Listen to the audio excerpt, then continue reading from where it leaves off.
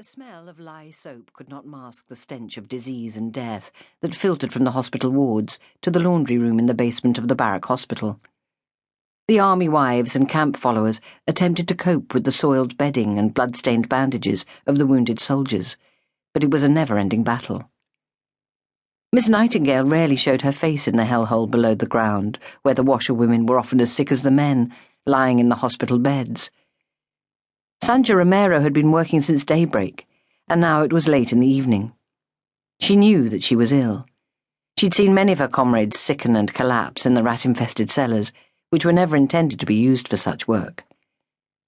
With little ventilation and the overpowering heat from the coppers, they were a breeding ground for the cholera and dysentery that Miss Nightingale and her nurses were trying so desperately to eradicate. "I must go back to our tent," Sancha whispered to the woman who was scrubbing a blood-stained sheet on a washboard. "My daughter is all alone. She needs me more than the poor devils on the wards." Nellie Jones made the sign of the cross on her flat chest. "I wish I'd never followed my old man to the battlefield. I should have stayed at home in Spitalfields, even if I had to put up with a mean old bitch of a mother-in-law. And I wish to God that I had." Sancha clasped a work-roughened hand to her forehead. She was burning up with fever. She knew the danger signs only too well. "I have to go, Nellie." Gathering strength from the thought of seeing her 14-year-old daughter, perhaps for the last time, Sancha made her way between the steaming coppers towards the stone steps. Outside the building, the hospital yard was filled with the injured on stretchers, or simply lying on the ground where they'd been left to await admission. Their pathetic groans and pleas for water made her cover her ears, and the rumble of the cart taking the deceased to the mortuary would echo in her head long after she had reached the haven of their makeshift accommodation. It seemed that there was no escape from this terrible place, but Sancha was determined that her beautiful child would not suffer a similar fate to the one she knew awaited her. She feared that time was not on her side. She found Jacinta huddled in the rough shelter of canvas that had been their home since they arrived at Scutari weeks ago. How long exactly they'd been in this hell on earth she didn't know, but it felt as though it had been forever. She had watched her man die slowly and painfully from the wounds he had received in battle, and she'd been helpless to save him. Fred Wilton's last wish had been for her to take their daughter to London, where they had met when Sancha was a girl of 13, but it was not easy to get a passage home. Orphaned by the death of her immigrant parents in a typhoid epidemic, she'd been roaming the streets begging for food when Fred had come across her. It had been love at first sight, although they had never got round to making their union legal.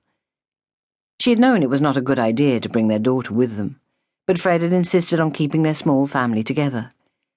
Jacinta had always been her father's pet, and Fred had insisted that his little girl would be kept safe.